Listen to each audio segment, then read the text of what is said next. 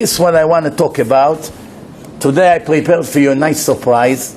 After we finish this midrash in 10-15 minutes, then I will ask a very dear speaker that came specially from Florida to give us few words of Torah. Also brought you some of his CDs that just came out.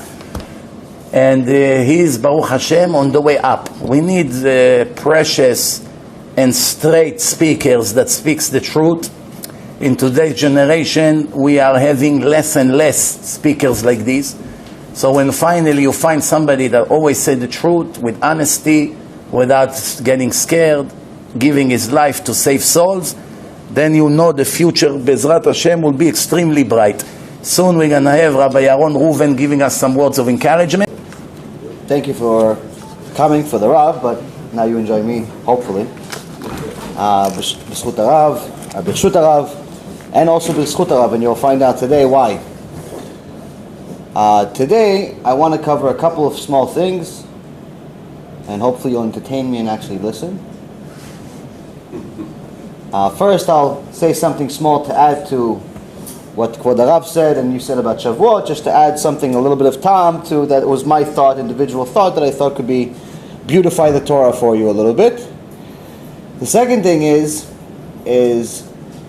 some of you have seen my shiurim online, and many have been attracted to my personal story, how I decided to leave millions of dollars on Wall Street, all for Torah. I was on Wall Street, I had a lot of money, I was on CNBC, CNN, Bloomberg, one of those types of people. My business card was gold, which is kind of interesting. And I left all of it for Torah and to do exactly what Kvod Rav has been doing for 22 years. I joined the army. I want to tell you why. But the why that I've told already many times is not the why I'm going to tell you today. The why I'm going to tell you today is the story no one knows about Rabbi Mizrachi. It's my personal story, Rabbi Mizrachi. So as far as adding, and then obviously the Musar scale and what we can learn from it and why it affects you, why you should even listen to it. So first and foremost, in regards to Shavuot, one of the main things that I got from it is that in reality, according to the Gemara Masechet Avodah Zarah, it is the most important day in history. Why? Because Chazal tells us that since Hashem came to all of the nation and offered them the Torah and they rejected it, all of the Malachim were very scared, because they knew that if Am Yisrael rejects the Torah, Hashem will bring back the world to Tohu Vavohu. Will destroy the world. Why? Because the Torah is the purpose of this world. That's why Hashem created it 974 generations before He created the world. In essence, the Jewish people became Jewish because of the Torah. We weren't Jewish before it. Obviously, as you've learned from Rabbi Mizrachi many times, before the Torah we were Israelim. Before that we were Hebrews. But if someone else came to Mount Sinai, Chas v'Shalom, and accepted the Torah and we didn't, they would be the Jews. So in essence, the most important day in history is Shavuot. Now, why do we go over the Torah, or at least try? Because Hashem is trying to give us a little bit of a taste of the beauty of the Torah, but in reality we can't finish it. We can't finish the Torah, and that's why in Pirkei Avot you'll see that it's not your obligation to finish the Torah. Rabbi Eliezer ben Horkino said to Rabbi Akiva once, "You haven't come visit me in a long time. I have so much Torah to teach you." He says, "How much Torah do you have?" He says, "If all of the water was ink, and all of the trees were pens, and all of the land was paper, it wouldn't be enough to write down the Torah that I know." And that is not even a close amount to the real Torah. What's the real Torah? Well, I'll give you an understanding of what we have. Now, we got the Torah in Mount Sinai, but as Kvod Rav said, we got a little bit of a lower version after our sin, but we still got the Torah. The Torah later was given from generation to generation to 24,000 students of Rabbi Akiva. Unfortunately, all died. Then we were started all over again with 5 of Rabbi Akiva's students and Rabbi Akiva himself, all the way to today. But now, if you connect the holidays, if you go back to Pesach, it's a very important holiday. It's the Exodus. We left Egypt. We turned around history in one way that's never been done before and never will be done again. The slave turned into the master. And we go from Simcha to Simcha. Shavuot. But in the middle, we have a problem. In the middle, we have 34 days of disaster. The 24,000 students of Rabbi Akiva died during this time. So what's the connection? So during one of, I do a short chidush on WhatsApp, and it's on different places that people like, is usually 15 minutes. And I tried to connect the 3 things. Why did Hashem take us from Simcha to Simcha, but in the middle there's a disaster? Well, first off, he wanted to tell us that the purpose of us leaving Mitzrayim is to get the Torah. Whoever didn't want to get the Torah died. As we know, at least 80% of the Israelim died in Egypt. The Torah is later on. But in the middle, he wanted to explain to us what we actually have. Because if we don't know what we have, we usually don't appreciate it. So the Torah that we got, according to Masechet Megillah, it says that we had 55 prophets, 48 males and 7 females in our Tanakh. But in history, we had over 1.2 million prophets. So we're missing a few. Their Torah was holy too. What happened to them? Hashem told us that their Torah was only relevant, their nevuah, their prophecy actually, better said, their prophecy was only relevant to their generation. Which means that the 55 remaining prophets, whatever came out of their mouth, every single letter that's written in the Torah is relevant to every single generation until the end of time. So no one could ever say, like the Reforms and the Conservatives and any other wicked person in between, can never say, hey, no, this is not relevant to today. Today you're allowed to drive because Moses didn't have a car. You're allowed to drive on Shabbat. He didn't have a car, that's why he didn't drive. You can't say that. Why? Because if Hashem said their Torah, their nevuah, their prophecy is relevant for all time, that's it. But now, we only have their prophecy. We only have their part of the Torah out of the 1.2 million. So already we know we're missing a bunch. And out of those 55, we got down to 24,000 students. But out of the 24,000 students, we don't have all of their Torah. We only have the Torah of 6. Rabbi Akiva and his 5 students. So what would happen if Hashem said, you know what, it was about 700 of the greatest sages in history dying per day. We don't just mourn because we have nothing else to do. We mourn because we're missing their Torah. If you go on, for example, HebrewBooks.com, they have over 75,000 Hebrew books, holy books, for free. And it wants to download, read, and so on. And there's hundreds of thousands of different Sifrei Kodesh that you could learn from. The Torah is endless. But all of what we have today is just from 6 people. Which means that if Hashem would have skipped one day and said, you know what, today, I'm not going to kill the 700. So we'll have the Torah of 706. Imagine how much holiness this world would have. The beauty of it is that Hashem obviously knew that even what we have from the 6, he has to practically beg us to read. But at least now you know that when you get to Shavuot, Hashem is trying to give you a message. I only took you out of Egypt for this Torah. It's the only reason. If you didn't want the Torah, I left you there and you died in the plague of darkness, the Makat darkness.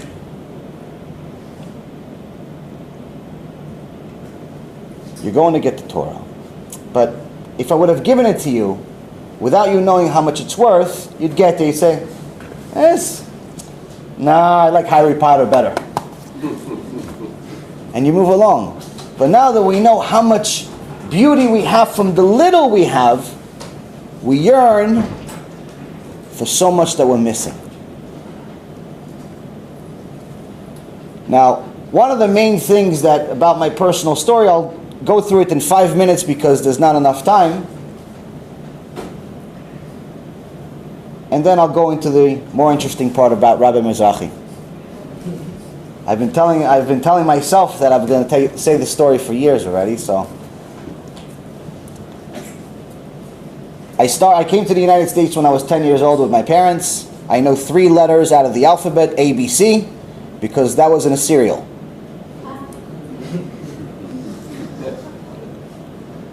In Israel, I got some Jewish education. We learned some basic Torah. But my development in the Hebrew language, Torah, or anything related to Judaism ended at the age of 10. As soon as we landed in America, we officially became Goyim. We didn't convert, thank God, but we left everything. We just looked at everyone else, and all the other kids in the public school seemed so much cooler and so much more popular. I wanted to become just like them. This is why the Rabbi has been telling everyone for years that you cannot afford to send your kid to public school. It's not about just the teaching, which is zva already. It's not just that. It's the surrounding. Whether you teach him about the halachot of Shabbat every day after school or not is irrelevant. Once he's surrounded by that, he's not going to be able to hold on to it. He's not going to be able to.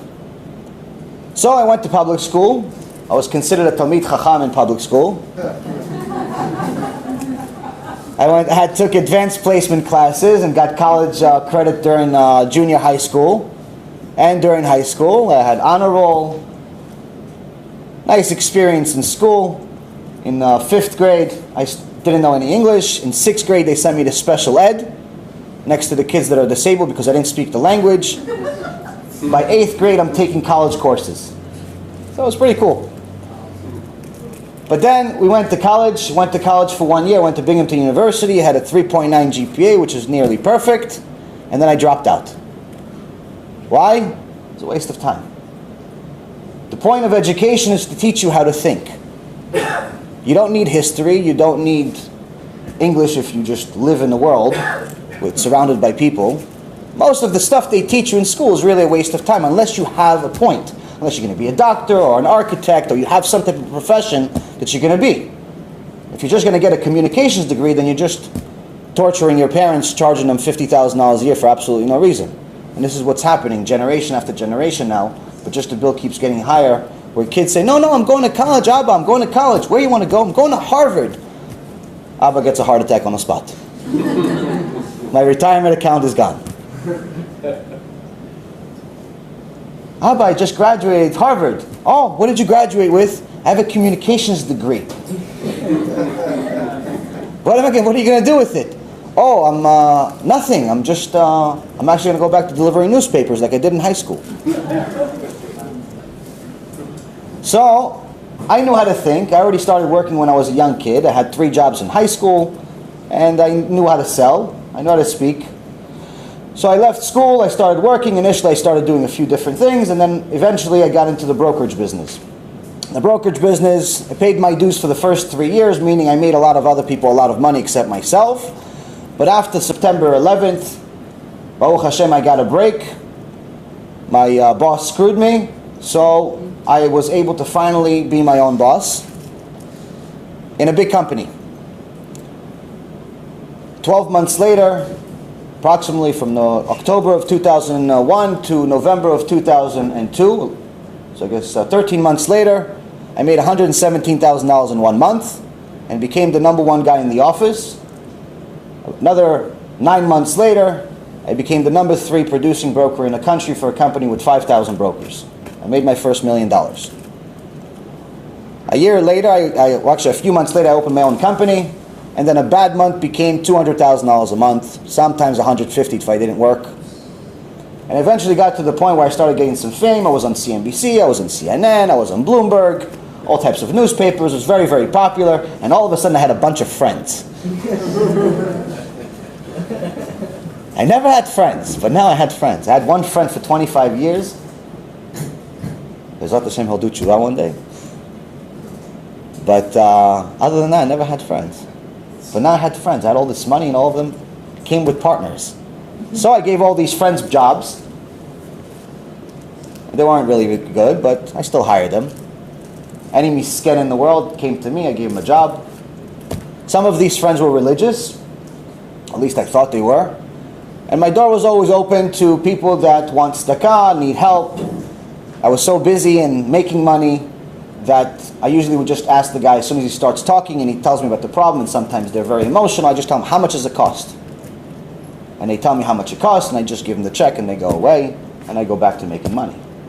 And that was my world. I wasn't a bad guy, just I was busy. Donated a lot of money.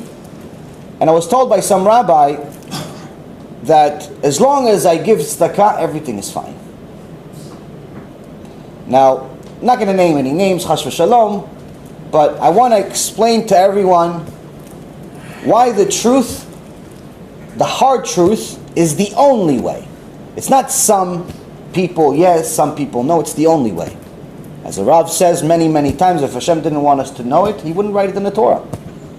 The Torah, it's available to all of the nations, not just to us. Every week, at least 2 religious people, some rabbis, some just religious, would come and ask for tzedakah and also give us a dvar Torah. The door was always open. Sometimes it was 3, sometimes it was 4 times a week, but nonetheless, at least 2. I had my office for about 15 years, but let's just make the math very simple. Throughout all of this time, I'm keeping basically no mitzvot, except giving tzedakah, but I don't even think that was really the highest. I just had so much, it wasn't relevant to what I had. I'm married to a non-Jew. I don't steal, but in general, that's not exactly the only avirah that I'm doing. I'm not keeping Shabbat, kosher, only in the house. I think that pizza, as long as it doesn't have any meat, is okay. Little do I know that the same cheese that I'm eating at the non-kosher place has pig in it. It's actually one of the basic ingredients that you have in all non-kosher cheese. But anyway, no one's telling me anything. But every week they get tzedakah. But let's just do the math. 10 years, once a week. That means that any one of those religious people that came to my office had at least one shot every week to tell me something. Keep Shabbat. Maybe your wife should convert. Something. So if you do the math, it's 52 times a year, 520 times over 10 years. It's obviously much more than that.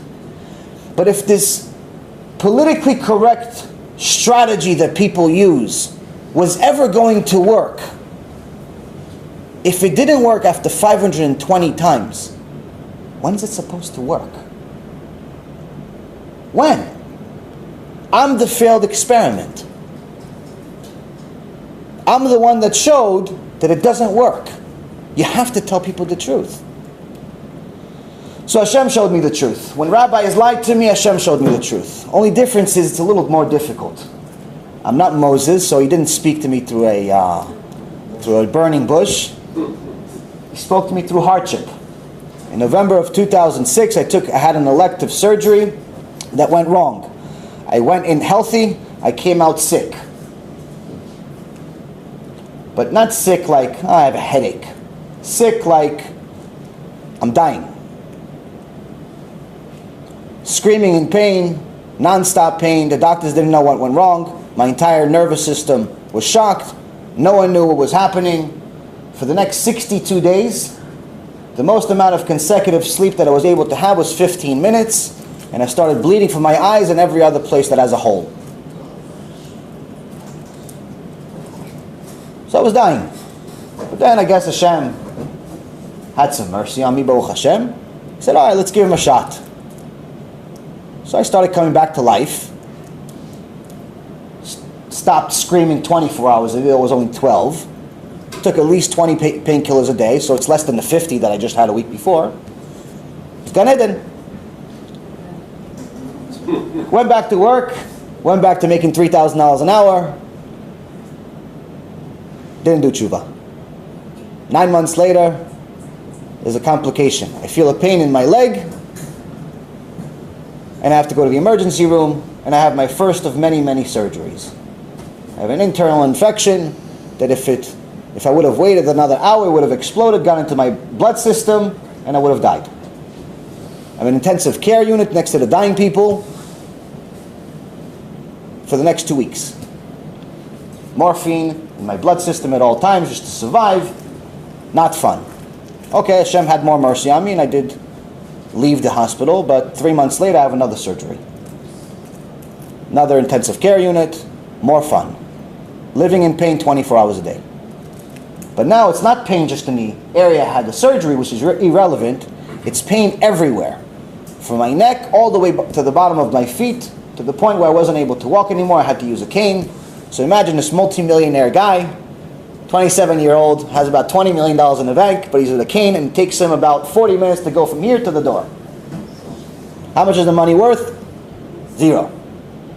So now I start losing money. I still didn't do tshuva.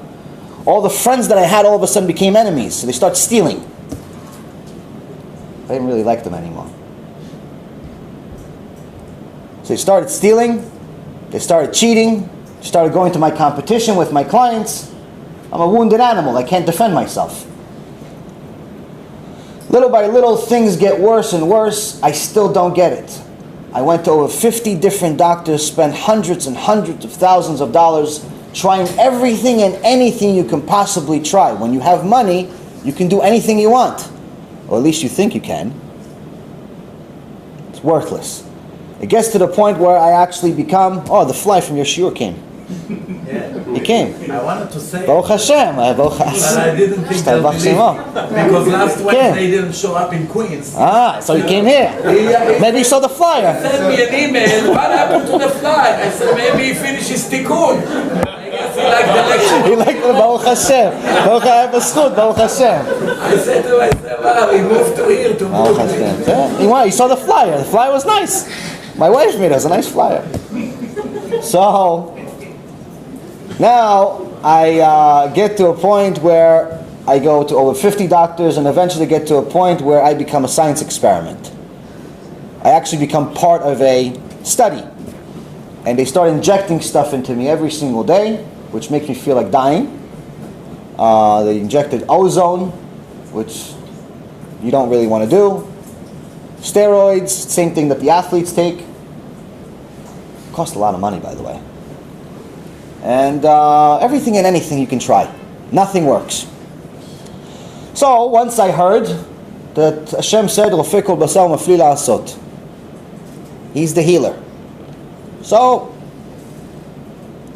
I start paying attention. And I said, okay, these religious people are coming anyway. Let me see if one of them wants to teach me something. No one was really interested, so I went to there was strictly business. So I went to a class and started learning. Later on, it was just once a week, but still not doing tshuva. But the situation started getting worse and worse. I started losing millions and millions of dollars. Just as fast as it came, it started leaving. And then one day I have a miracle where my mom dials a wrong phone number in a different country, and it ends up being the only person that could help me. One day she calls, she saw me a few days before that. I was looking worse and worse. And she started, Sephardic mom always has a book of rabbis, so she starts calling every single number she has.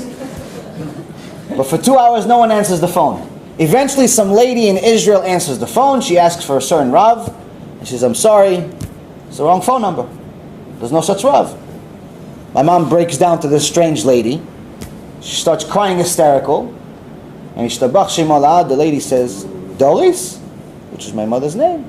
So not only does this lady know her, but she can recognize her voice. My mom, shocked, and she says, "Who are you? How do you know my name?" She goes, "I'm your niece." "What's niece?" "Pnina." How did I reach you? I don't even have your phone number. I've never talked to you before in my life on the phone. Last time I talked to you was maybe 10 years ago, but I saw you in person. You were a little kid. He says, I don't know. But if Hashem sent you to me, then obviously there has to be a reason. Why are you crying? My son is sick, he's dying, he's this, he's that. I need some Rav to bless him. She says, well listen, why don't you call my brother, Rav Ephraim. He's connected to Rav Avadia, he lives 2 doors down, he's Talmid Chacham. Call him. So she calls Rav Ephraim, he calls her back because he's in a kollel. At the same time that Rav Ephraim is talking to her, I never knew that Rav Ephraim exists. I never knew he existed. He was only a couple years old when I left Israel. We never talked. But anyway, my mom cries to him and tells him my sob story. And Rav Ephraim says, does he speak Hebrew? She says, yeah, he speaks a little bit of Hebrew. She says, okay, can I call him? He goes, no, he won't talk to you. He doesn't talk to us barely. And at that very same moment, which I find out later, I decided to call my mom on the other line. And she answers the phone hysterical, crying. I tell her, what's wrong, Ima? What's wrong? She says, talk to him. Who? Talk to him, Who? Ephraim. Who's Ephraim, Bichlal? Why are you crying about this Ephraim? What did he do? Just talk to him, he can help you. Okay, anyone can call me, just stop crying. So Rav Ephraim calls me, and he tells me the story of Judah and Tamar. Little do I know that he also knows that I'm married to a non-Jew. I like the story. It's the first time I ever heard the story. I was already in my late 20s. Not a very big compliment to my Torah knowledge at that point. And I like the story. So I started asking him questions. See if he answers. I ask him business questions, he answers. I ask him Torah question, he answers. But he doesn't just answer like, you'll ask me a question, I'll answer you, but I'll sometimes give you an answer with no source. He gives me a page number, a book, and an exact year was written, something amazing. Like, I thought I was smart, this guy is something out of this world. So we talked for an hour and 40 minutes. You're going to miss your story. No. He knows the story, I'm just kidding. We talked for an hour and 40 minutes. It was a very nice conversation, and a week later he calls me at the same time, Thursday at 4 o'clock. We have a 3-hour conversation. I ask him questions, he gives me answers. With a source, and he makes me feel good. Every time I ask a question, he goes, oh, what a great question. So-and-so asked the same question 852 years ago. So I feel like, oh, yes, of course. Of course he has the same question as me. So he tells me the answer, he tells me the source, and I just start coming up with new questions. I never even knew I had all these questions. For the next 9 months, every Thursday at 4 o'clock, we had an average call between 5 to 7 hours. Only questions and answers. Later on, he tells me that he used to pray before the call to know the answers. And I said, what do you mean to know the answers? You even know the page number and the guy and this and that. He goes, I didn't even know the questions. I never asked the questions you asked. I never cared about the stuff you did. But when you asked them, it was pretty good questions, and Hashem gave me the answers. Siyata Dishmaya is what we call it. The special Siyata Dishmaya you get when you do Kiruv. So now how does Rabbi Mizrachi get into it? So now little by little, I start learning Torah with him. Everything I learn, I teach my wife, who for some strange reason always wanted me to be a religious Jew, even though she was not. And she would tell me to stay home for the holidays, and I tell her why. And when people would ask me, don't you want your wife to convert, have Jewish children? I said, I'm not doing it. Why should I tell her to do it? I'm not a hypocrite. Can't tell her to do something I'm not going to do. It's not fair. You can't just make somebody Jewish. It's either they want to be Jewish or not. You can't just make someone stop believing something. I used to make fun of the Christianity in general. I used to call it the remix. They took our Torah and they mixed it up a little bit. They made something new. It has mistakes in every single page, as every one of you has seen in the debate. There's a nice Kiddush Hashem that's eternal. I think that's what they're going to show Rabbi Mizrachi when he gets to his Olam Haba, or at least the first part of his Olam Haba. He's going to show him the debate. See, this is a good one. This got you the first few ones.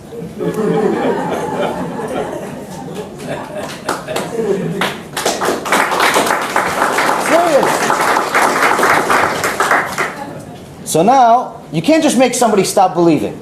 But now, little by little, I'm learning Torah, and I'm realizing that I start to smell something funny. I start to smell the garbage that I'm in. See, the problem is when you're part of the garbage, you don't smell anything.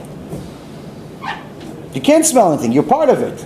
You start leaving with some Torah, you become a little bit, half of a percent or a percent kadosh, because you learn 7 hours a week. You start smelling it, something funny. So I start realizing there's something wrong with my picture. Maybe it is a problem.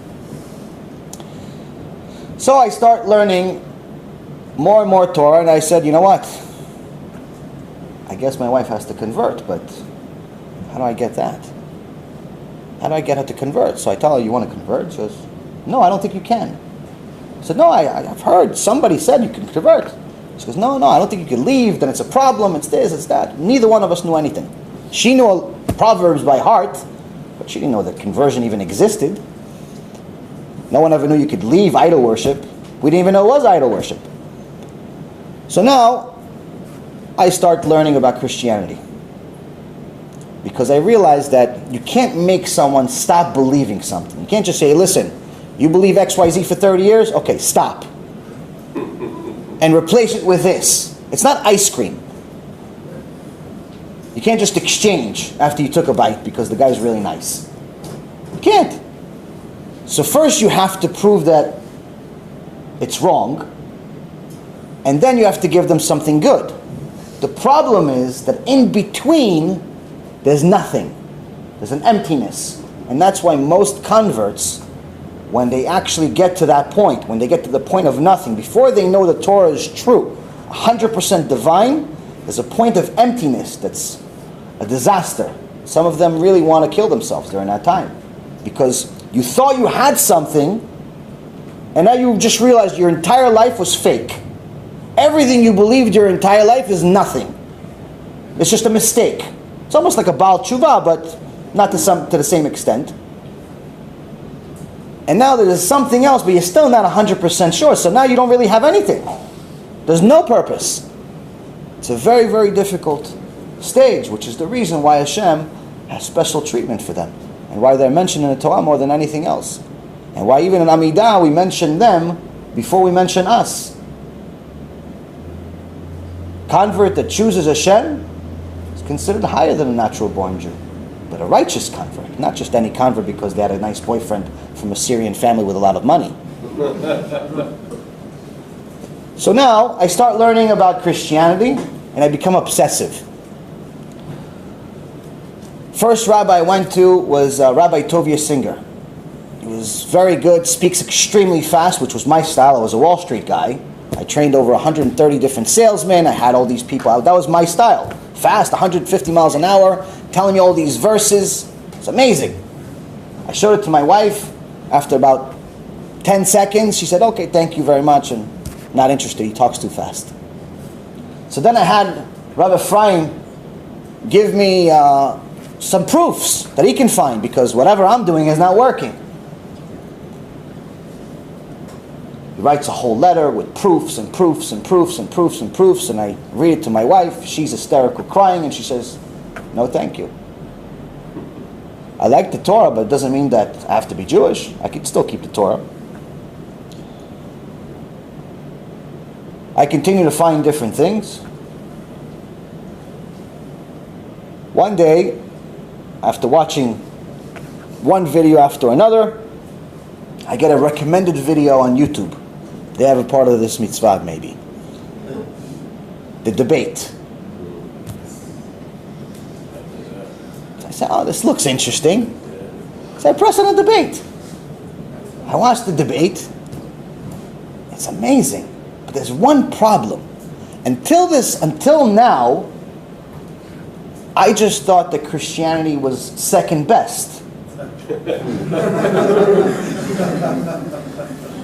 Like, I didn't know what I knew now. Like, now I've become obsessed with it for months and months and months and months, and I'm learning all these things, all these verses and everything else. But the debate made me realize that it's outright fake. It's not second best. It's outright idol worship. It's nothing. So now the most important person in my life is idol worshipping without even knowing it. Now it's not having her convert so it makes my situation a little better with Hashem. Now I have to save her. Now it's different. So I show her the first part of the debate and I say, listen, you got to watch this thing. This is really good because all this time we've been learning some Torah. She loves Torah. But again, you can't remove a belief. So I show her the first part of the debate. She struggles through the first one. After the first one, it's 3 parts. After the first one, she says, nah, I don't like that priest is a moron and the rabbi is arrogant.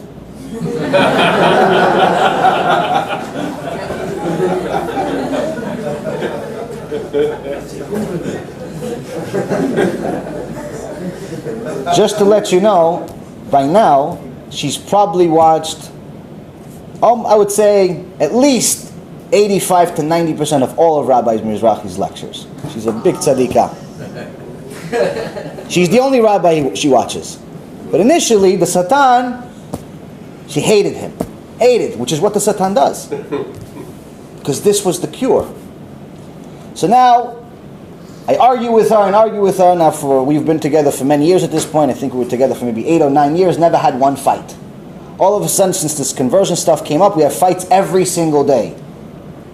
And now I'm arguing with her for about a week and a half just to watch part 2. She watches part 2. Unfortunately, similar conclusion. But there's a few good things in there that you can't have answers for. Why does it say 75 instead of 70 people came down to Egypt? Why is the Ma'arat Machpelah in the wrong location? Why? There's no answers. So now, we're starting to remove the tameh. Because the first thing you have to do when you do kiruv, the first thing you have to do when you help somebody learn the truth, is convince them and show them that they're wrong. It's irrelevant if you're right. If you're right and they feel they're right, you're still not going to win. First, you have to completely prove them wrong. You have to make them at least question themselves that maybe I'm wrong. Because as long as he thinks he's right, there's no reason for him to change. Okay, your Torah is good for you. Thank you very much. It's not for me. Because I think that what my lifestyle is, of driving to Beit Knesset because my rabbi doesn't say anything, of giving a bar mitzvah to my dog because I saw it on YouTube, eating McDonald's whenever I want, I think it's fine. This is the problem. So you have to show them that they're wrong. That there's something wrong here. God said something else. He said, Im bechukotai telechu. Says you have to take the mitzvot, you have to take the Torah everywhere. Not ta'asu, not just do them. You have to take them everywhere. When you're on vacation, you still have to be religious. When you go to Israel, you still have to be religious. When you move somewhere else, you have to be religious. You have to take the Torah with you everywhere. It's not optional. It's not a hobby. So now that I realize that getting to part 3 is not going to happen, and by the way, until this day, she never watched part 3. But now we have some questions. So I start researching more and more, getting more questions, and she's at a point where she says, listen, I just need some type of sign from Hashem in the Torah. I believe the Torah is 100% true. Never questioned it in my life. But I need something from the Torah that tells me this is the right thing. Now Hashem told us in Sefer Dvarim, Deuteronomy, chapter 4, if you look for me with all of your heart and all of your soul, you'll find me. But not just if you look for me.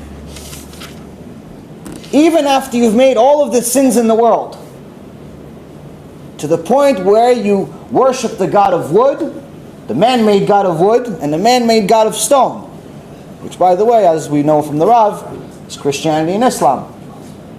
Even after you make all of those sins, in chapter 4, verse 29, from there you will seek Hashem, your God, and you will find Him. If you search for Him with all your heart and all your soul. Which means if you want to find Hashem, you have to actually look. Not like you look for the cat behind the garbage, you don't find him, you say, okay, I'll buy a new one. You have to actually dedicate your life to finding Hashem. And that's what we started doing. So 24 hours a day we're looking for Hashem. 24 hours a day I'm learning Torah. I'm trying to sleep maybe 2-3 hours a day. I'm becoming very, very obsessive and a little bit of crazy. She's waking, she goes to sleep, wakes up at a normal hour, and I'm like this, honey, look, I have more proofs. What? What do you want? I have more proofs. Look, there's this. So then one day Hashem, obviously, after enough tears, a lot of prayers, a lot of arguments, Hashem finally sends His salvation. YouTube recommends another video. It's called Torah and Science.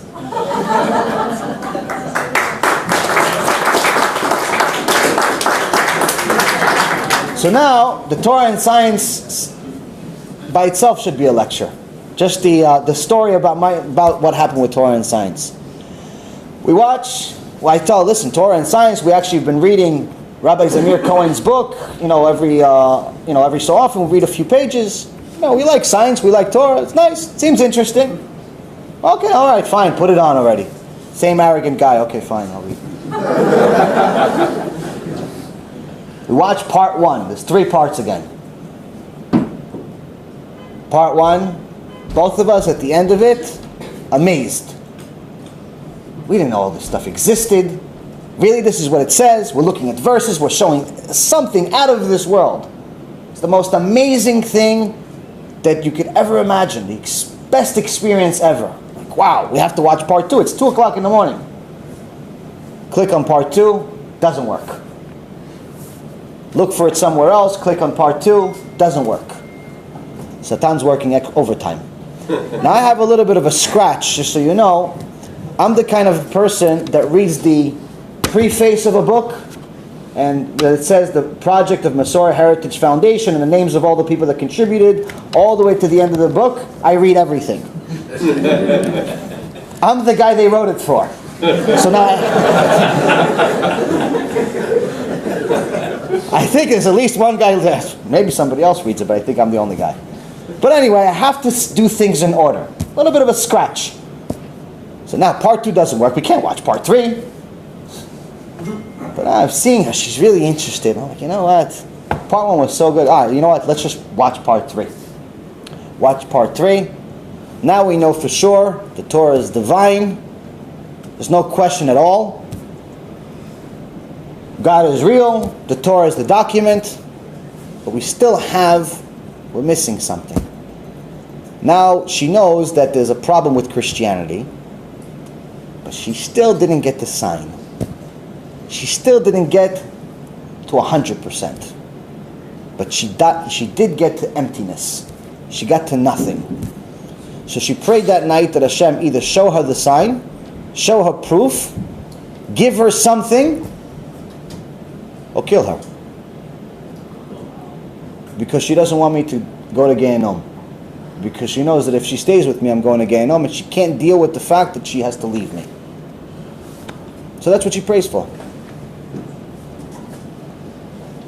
Now her prayers, they actually get to Shamayim. Hopefully mine get to the ceiling. The next morning, Hashem answers her. She wakes up, Tisha B'Av, horrible mood. And I finally found at 6 o'clock in the morning, lecture number 2 works. She's all angry. I'm like, honey, I got number 2. She says, okay, you know what? Fine. We watched number 1 and 2 and 1 and 3. He wasn't so bad this time. Fine. I'll watch number 2. Number 2, if anyone remembers, is when Rabbi Mizrachi talks about the Torah codes. But not only talks about the Torah codes, he talks about the very same chapter that I just read to you. Chapter 4 in Deuteronomy, right before, if you seek for Hashem, you'll find Him. Before that, Hashem in verse 27 says, Hashem will scatter you among the people, and you will be left few in number among the nations where Hashem will lead you. There you will serve gods, the handiwork of man, of wood and stone, which do not see and do not hear and do not eat and do not smell. Here Rav Mizrachi showed, in the Hebrew obviously, which I'll read in a second, is the only place that you can actually see not only that it's obvious who the false god of wood is, you don't need to be a genius to figure that one out, or the false god of stone is, which according to Christianity they don't read this part apparently, because no one knows this. But in the Torah codes you could actually find both of their names inside this verse.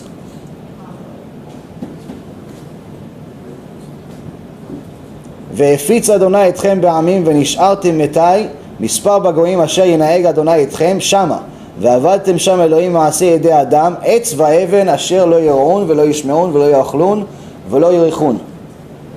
If you skip 49 letters, you start from והפיץ. The hay is the first letter. You skip 49 letters, you get to chaf. You skip 49 letters, I believe, if I remember correctly, 49 letters, and you get to the mem. That's Mecca. Same word, efitz, which is the first word. Hashem will scatter, meaning. You start with the yud. Skip 49 letters.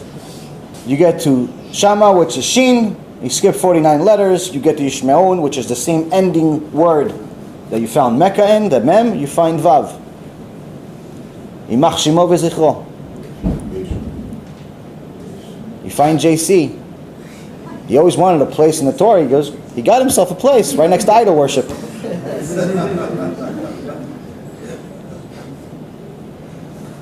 For me, it was pretty cool. I mean, I've seen some Torah codes before. But for her, it was everything. If there was a bet din next to her, she would convert on the spot. But not like a convert, like, listen, I'm not so sure. Maybe this, maybe that. Day one, everything. Kisui rosh, tzniut, learning, everything. Became the biggest tzedekah that I personally know.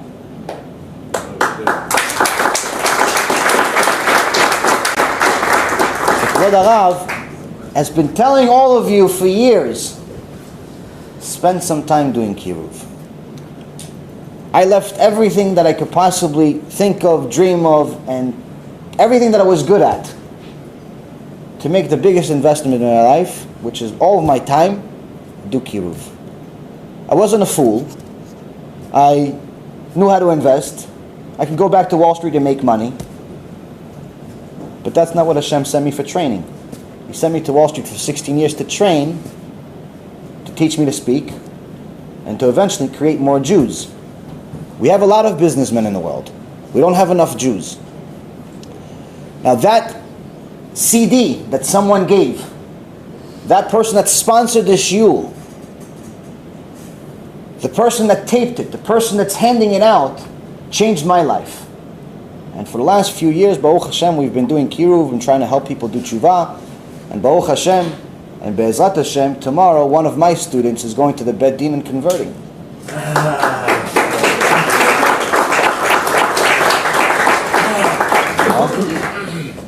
So, every one of us needs to know one thing. If you do kiruv, and I'll finish it off with this, you could all take it into account. In Sefer Yirmiyah, the Jeremiah tells us, verse 15, 19. Hashem is telling us a little bit about kiruv. Most of us have a hard time either doing tshuva. In the beginning, it's hard for us to build emunah. It's hard for us to change our surroundings. It's hard for us to connect 100%. It takes time, it takes effort. You have to sweat. You have to look for Hashem with all of your heart and all of your soul. He really meant it when He wrote it. So Hashem says, there is a little bit of help that I can give you if you do something small.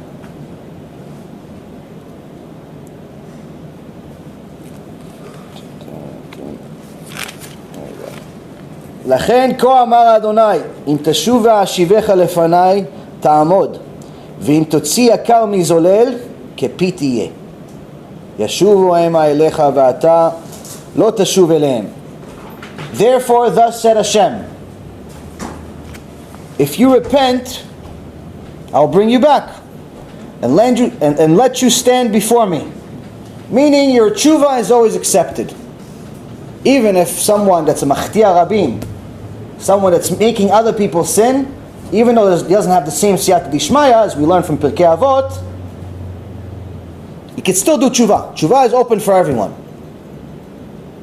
Even if he gets to a point of doing idol worship, he can still do tshuva. Obviously, he has to suffer and go through a tikkun, but nonetheless, tshuva is available, and Hashem says, once you finish your tshuva, you complete your tshuva, you'll stand right next to me. I'll accept you like all of my Jews, my entire nation. But if you bring forth an honorable person, meaning a righteous person, from a glutton, then you will be like my mouth. If you do tshuva, you'll stand next to me eventually. Complete your tshuva. It's a big deal. But if you help someone else do tshuva, kepitiyeh. What does you'll be like my mouth mean? The Midrash has many, many things about it, and so does the Gemara, and so does several other books. But I'll read only a couple things to give you a little bit of understanding. The Midrash on Mizmor and on Tehillim 116 uses this verse. And it says, Hashem says to the tzaddikim, I am the creator, the ones that do kiruv. I am the creator of the worlds and bring back the dead. You're the same. Your prayers, just like Rabbi Mizrachi has been telling us for many, many years, that the people in the Gemara that are named by name, they were able to revive the dead. It's not that they had power, but their prayers got a VIP treatment.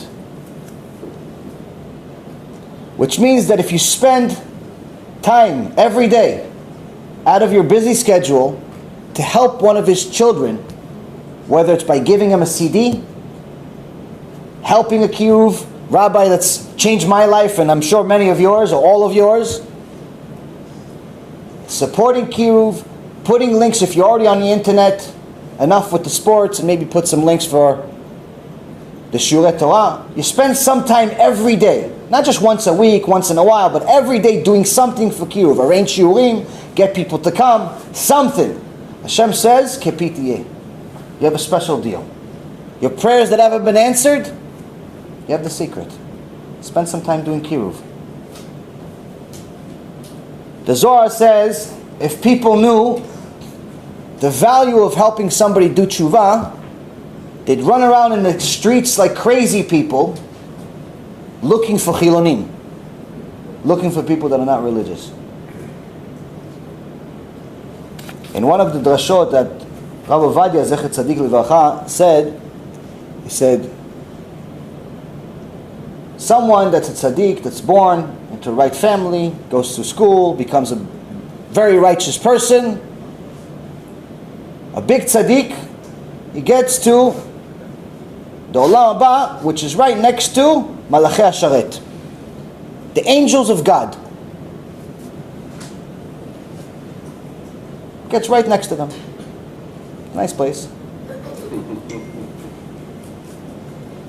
But someone that's a star, meaning a star, Rav Ovadia is using Sefer Daniel as a source in several other places. A star is someone that spends time doing kiruv. He gets to a level higher than Malachei HaSharet. He's the only one, there's only room for him. Only kiruv people are there. It's a big deal. When I was in the Wall Street, the only thing I did is invest. That's all I knew. And I'm sure all of you know a little bit of Torah. I'm sure all of you know a few people that are not religious. And there's a very big disparagement between the religious and non-religious world. People that are religious think that the non-religious just don't want to do it. They don't realize that most of them just don't know. So the only thing I can tell you is that if you have some Torah knowledge, if you have some discs, if you have some money, if you have some time, if you have anything, if you care about Hashem, you have to spend 5 minutes a day doing kiruv. 5 minutes. 5 minutes. You're not asking for an hour. You're not asking for anyone to become the next big darshan unless you can. But 5 minutes a day, do kiruv. Because we have to save 15 million people. Rabbi Mizrachi can't do it by himself. I came to help and I can't do even a quarter of what he did. So, we need some more, we need to build an army. If everyone spends 5 minutes a day sending discs, giving links out, sending text messages, putting WhatsApp groups together, gathering shiurim, doing something. Kepitiye. Every one of your prayers, Be'ezrat Hashem, will be answered. And hopefully we could be sharing Olam Haba with Rabbi Mizrachi.